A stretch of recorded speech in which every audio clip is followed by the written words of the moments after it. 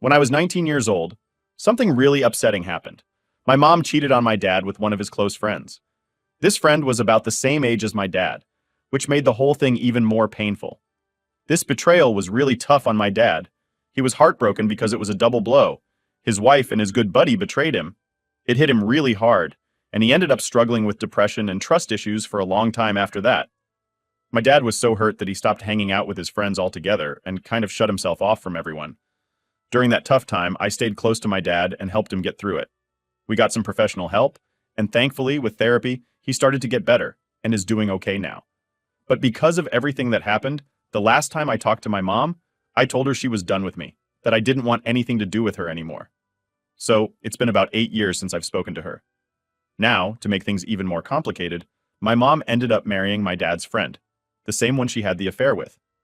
And believe it or not, she even sent me an invitation to their wedding, which I thought was pretty bold and hurtful given everything that had happened.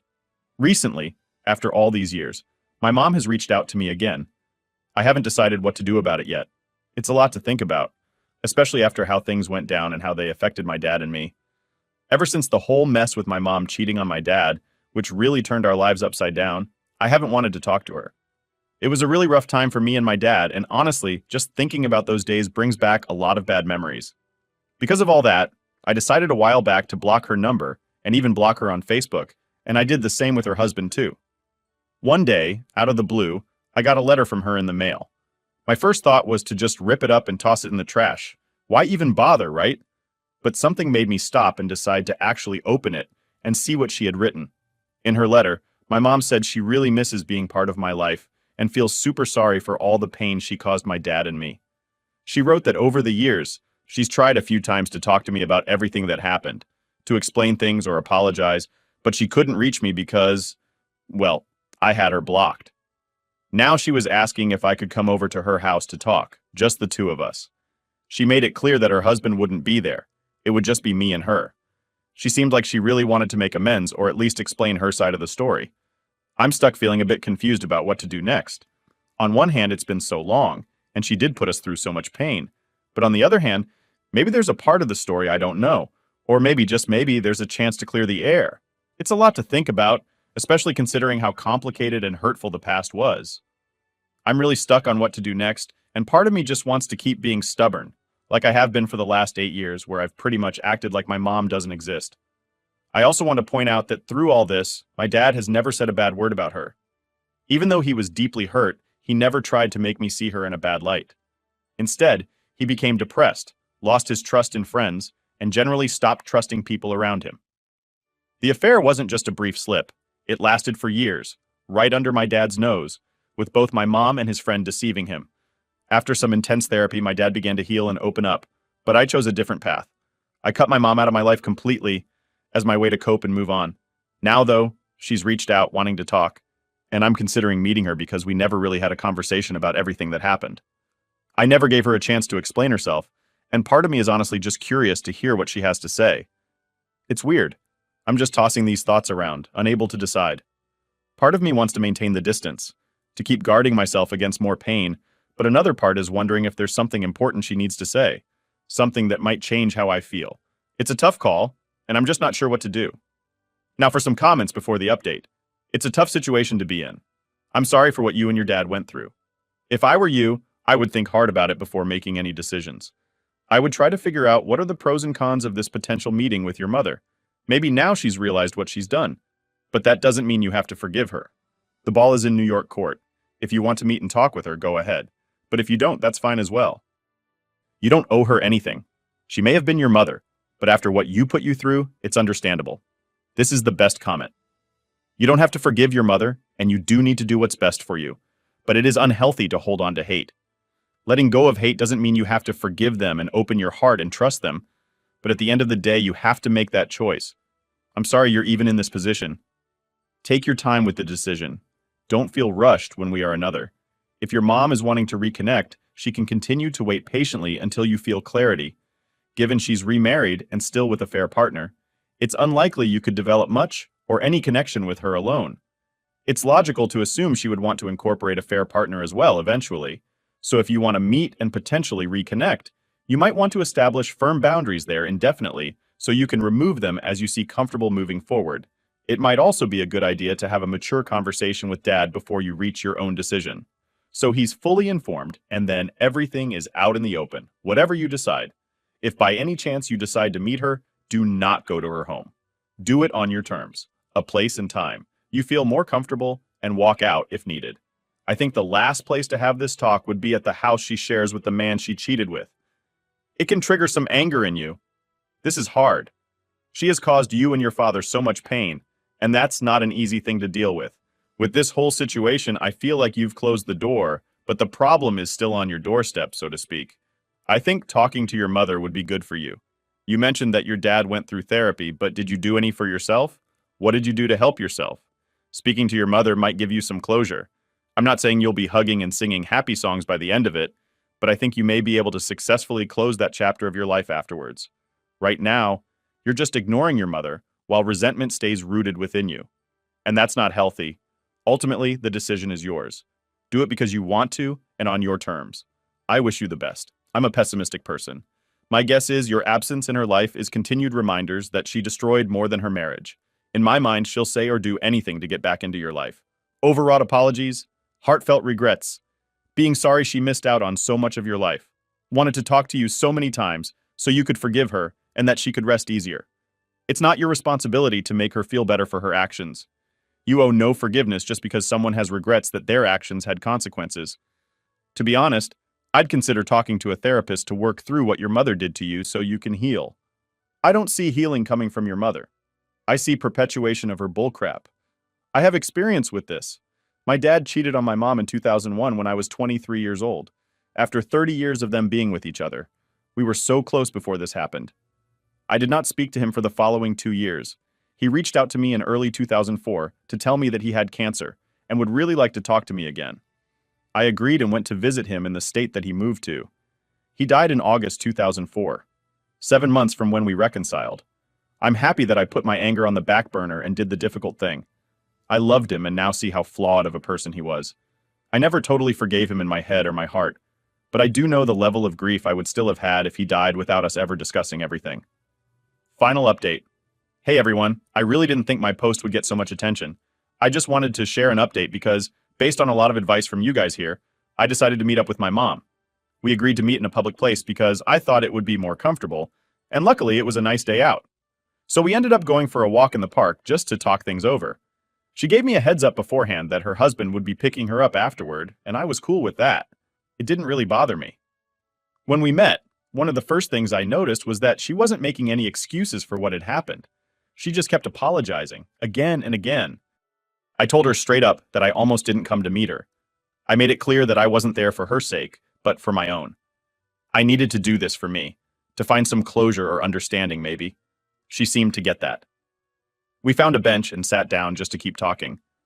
One big question I had was whether my dad had done anything wrong or if he had been abusive in any way, which might have led to what happened. But she was very clear in her answer. No, he hadn't. She admitted that she simply developed feelings for someone else and acknowledged that it wasn't an excuse for the years of deceit. It was a lot to process, and even though it was tough, I felt a bit lighter for having the conversation. I'm still sorting through my feelings about it all, but I'm glad I went. It was important for me to hear her side, even if it doesn't change the past. During our conversation in the park, I found myself confronting some deep feelings and memories. While my mom continued to express her apologies, I opened up about my own experiences and realizations from those difficult years. I remember telling her, "You lied to us. You lied to me too, not just to Dad." Reflecting on my teenage years, I've started to remember all these little moments that didn't seem important at the time but now feel so obvious. Like those times her ex-friend, now her husband, was over at our house when Dad was away. I look back and see how friendly you two were with each other, and I feel so foolish for not connecting the dots earlier. All these small memories that I never thought much about at the time suddenly make a lot of sense. I also shared with her how those years have shaped the way I think about that period of my life now, and I told her about the enormous pain Dad went through. He never spoke ill of her or her husband despite everything. But he struggled deeply with depression, to the point where I was genuinely scared I might find him gone one day, taken by his own hand. The betrayal by two of the closest people in his life, his wife and his best friend, had pushed him to the edge. In confronting these painful truths with my mom, I explained why I had made the decision to cut off all contact with her. It was what I felt was right, a necessary step for me to protect my own well-being and support my dad. I needed her to understand the impact of her actions, not just on him, but on me too. It was a hard conversation, but it was essential for me to express these things that had been weighing on me for so long. I made it very clear to her during our talk that my decision to cut ties was my own. I wasn't influenced by Dad.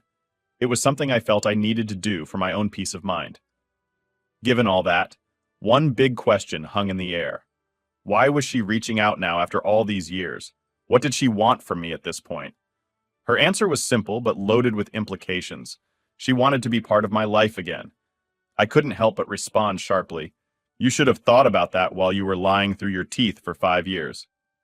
It was hard for me to reconcile the warm memories I had of her and Dad's friend, who was almost like an uncle to me, with the betrayal they orchestrated right under our noses. We had even gone fishing together, him acting like Dad's buddy, all while entangled in lies and deception. I asked her, almost rhetorically, how could you manage it for so many years? She didn't have an answer to that.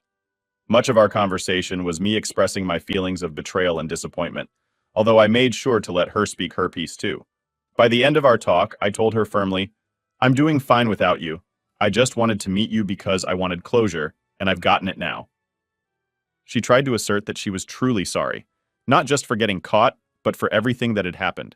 She even said she'd do anything to at least have some form of contact with me. But at that moment, I laid down the only condition that might ever change my mind. The only thing that would ever make me consider having any contact is for you to make a choice. I left it at that, not fully elaborating, but making it clear that some significant gesture of goodwill or change on her part would be necessary for me ever to consider reopening our relationship. After hearing her out and saying everything that was on my mind, I finally laid out the ultimatum that had been building up for years. You already made your choice. Either divorce him or stay with him and go no contact with me. But I'm not going to force you to make that choice because you already made it. I wanted her to understand the weight of her decisions, not just on her life, but on mine too. I then told her, I feel I got what I came for, which was some closure, and you wanted to speak your piece. Now you have, and I still don't feel I want to have any contact with you. Just leave me alone. You made your choice. I needed her to know that while I wasn't angry, I also couldn't just go back to how things were. The damage was too deep and too much had changed. However, as I spoke those words, I could feel that I was being harsher and colder than usual. Anyone who knows me would say that acting this way is out of character for me. I saw that she was in tears by the end of our conversation. Despite everything, seeing her like that wasn't easy. I simply told her, live your life. It was a tough, emotional moment, one where I had to stand firm on my boundaries while also confronting the complicated feelings that come with family and betrayal. While I sought closure, I also had to manage the mix of relief and sadness that came with finally saying everything that needed to be said. I ended our conversation with a definitive line, and I will live mine, but I don't want you to be a part of mine. It was clear and final. There was no handshake, no hug, just a walk away from the situation, from her. And honestly, I feel like I made the right call. Throughout the entire meeting, I stayed calm. There was no yelling, no name-calling. Keeping my composure was important to me, even though it was incredibly tough. Seeing my mom in tears was hard. It's not something I take lightly or am proud of causing. But it was essential for her to understand the full impact of her actions, not just in the past, but on our future relationship as well. I needed her to know clearly why I chose to cut contact, and to ensure she understood that this wasn't just a spontaneous decision, but one I had considered deeply for a long time. Despite the emotional difficulty of the moment, I feel lighter and ready to move on. Some might have expected a full meltdown if I ever confronted her, but the reality was calm. There were no dramatics. I had been preparing for this conversation for years in my head, rehearsing what I might say, how I might react. Now she knows where I stand. Edit. I just wanted to clarify something important. My mom isn't blocked on Facebook or on my phone anymore. If she has anything else she wants to say, I'm open to listening. During our conversation, I did throw a lot at her, and it was pretty intense. Who knows, maybe one day I might feel okay about having some form of contact with her again, but for now I don't feel ready for that. I need some time to process everything and see how I feel as time goes on. Story 2. I punched my husband in the face, and I'm having a hard time taking all the blame. We were in a massive argument, like one of those where everyone's voice gets louder and the air feels tense. Suddenly, he stepped way too close to me. invading my personal space, and he used the upper part of his body to shove me. This caught me off guard, and I nearly lost my balance and fell over. I was really shaken up, so I told him, "Back off and stop it." But instead of listening, he just did it again. Now I wasn't just standing there not knowing what was happening. I was fully aware, but I was also filled with fear and anger because of how aggressive he was being. In that moment, something inside me clicked, and I reacted by punching him. It's not something I ever imagined I'd do. It's totally out of character for me. But there's more to this story. I should mention that in the past, I've been through some really tough times where I was seriously hurt by someone else. And this wasn't the first time he acted this way toward me, so now I'm stuck trying to figure out what to do next. This is a whole new situation for me, and honestly, it's overwhelming to think about all of this. After everything calmed down a bit, he was getting ready to leave, and he put all the blame on me. He couldn't believe I had punched him, and he said it was going to take a really long time for him to forgive me. When I tried to explain why I reacted the way I did, hoping he'd understand, he just wouldn't accept my explanation. According to him, what I did was far worse than anything he did, which just made everything feel even more complicated. Now I'm left trying to sort through all these feelings and figure out our next steps. It's a lot for anyone to handle, especially when you're still trying to make sense of your emotions and reactions in such a charged moment. I'm really struggling with everything that's happened, and it feels incredibly tough and complex. I understand that violence isn't the right response, and I acknowledge that, but I also think the things leading up to my reaction are significant. It's not okay for someone to invade my personal space, shove me, or call me names. These actions make me feel threatened and can trigger a defensive reaction, especially with my past abuse experiences. I'm frustrated because I'm being treated like I'm the abuser when I felt I was responding to being threatened. It's difficult because it's not just about who did what first. It's about a pattern of behavior that has made me feel unsafe. The dynamic between us is complicated, with my past trauma and our current issues intersecting. He has gotten in my face before, pushed me, and made me feel physically at risk. My reaction, while regrettable, came from a place of feeling cornered and needing to defend myself. This doesn't make my punch okay, but it does explain some of the reasons behind it. I think it might help to talk about these incidents with someone neutral, like a counselor or therapist. They could help me find safer ways to handle confrontations and work through my trauma responses, like the blackouts and flashbacks from my PTSD. As for whether I'm completely wrong, I don't think it's about being right or wrong in a situation as nuanced as this. It's more about understanding my triggers, how I respond, and how to manage them better in the future. I also need to think about why I'm staying in this relationship and whether it's good for my mental health and safety, considering my history. Reflecting on this could help me figure out what's healthiest for me moving forward. In the past, when things got really bad between us, he would take the blame. But not this time. I've never been the one to make the first move to hit, especially not in the face. This time, though, the mix of anger and hurt from being treated so poorly by someone I love, coupled with the fear and panic I felt, made me snap. I didn't hit him as hard as I could have. Not that it makes it okay, but I want to point out that it wasn't a punch thrown in pure anger. It was more out of panic, a sloppy reaction in a moment of fear. I've tried talking to him about this, explaining how I felt and what led up to that moment, but right now, I'm being painted as the villain. It's hard to tell if he's just playing games with my mind. I understand why I reacted the way I did, even though he was being aggressive too. But maybe he's right? I'm really trying to work out if I'm completely in the wrong here. They keep telling me I am, and it's weighing heavily on me. I'm searching for some clarity, trying to understand if my actions were totally unjustified or if there's some understanding to be found in the chaos of our conflict. Story 3. Grandmother gave my brother and me an equal share portfolio each when we were kids. Brother sold his when they were worth a car. I left mine in, and now they're a substantial amount. Brother and his girlfriend want my half now. When my brother was 16 and I was 4, my grandmother set aside a share portfolio for us. As soon as we were old enough, it was transferred into our own accounts, and it was only 4 years later that my brother dipped heavily into his and bought a new Honda. I knew about mine for much longer than he did before it became mine, and watched it grow since I understood what it was. By the time I was given full control, it was already worth a ridiculous amount because a big portion of it was invested in Apple, and I'm torn on using the funds locked up as they are because Dad drilled it into me to leave it to grow until I'm 40-something. I don't talk much with my brother. He's done some stupid things to the family over the years, and I didn't really grow up with him, so all I usually hear about his life comes through Dad. His new girlfriend works in law, though, and I've received a formal letter from them both that the investments my grandmother made were designed to be for both of us to use, not just for me alone, and his was only around $15,000. The number is right, but mine was only worth that at the time he spent it too. They want half of the value of mine now, and his girlfriend has informed me if I don't give them access, then the legal fees and fines would eat up my half and I'd be left with nothing.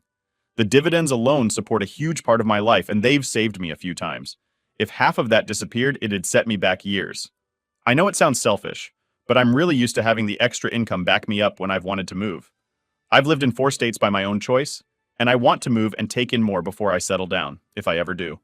How likely is it they'll win and leave me with nothing? As far as I know, there was no paperwork or will, just my grandmother's word. She set up my brother's accounts when he turned 19, but she gave them to Dad at the same time as my brother got his, and Dad transferred the whole lot to me 6 years ago. For my share, I have all the logins. The trading accounts and bank accounts are in my name, and the shares are all solely in my name too. Should I find my own lawyer, and if I need one, what kind do I need? I have an accountant I've used for years, but this doesn't seem like an accounts problem, but a law one. Update. Mostly good news. I worked with my dad and got my own lawyer. I got the timeline of my shares wrong, but it comes out the same. What my brother and I inherited from my grandmother was originally part of my grandfather's portfolio. He was the money-savvy one. My grandmother looked after those after he died, and she personally set up my brother's accounts and gave him control of his part.